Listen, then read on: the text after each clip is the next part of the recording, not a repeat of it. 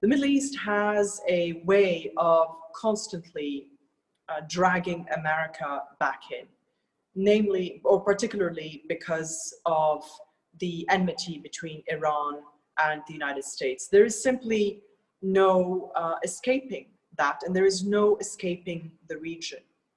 What I would say, however, is that any American president, any American administration has to be wary of listening to only one side of the debate, of being only close to the Gulf countries, of having the Gulf countries constantly whisper in the ears of American officials.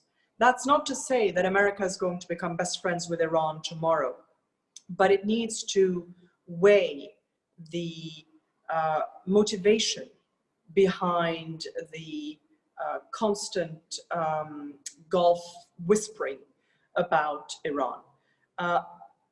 In my writing and my reporting, I see Saudi Arabia and Iran as equally responsible for the abyss that the region finds itself in. They have both played a very destructive role over the last 40 years, and it is worth taking that into consideration when devising American policy for the region. There is a tendency among American policymakers to feel either that Saudi Arabia is the worst thing ever, and therefore let's give peace with Iran a try, or they feel that Iran is the devil incarnate, and therefore America's only possible friend in the region is Saudi Arabia. The truth is somewhere in the middle, perhaps. Saudi Arabia and Iran themselves have had détente before.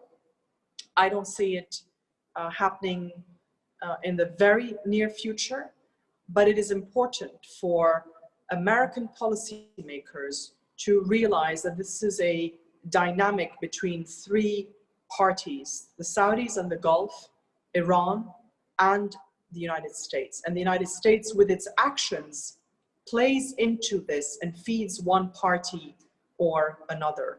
And it's important, as I said, to understand the destructive role that both sides, both Iran and the Gulf countries, especially Saudi Arabia, have played in the region.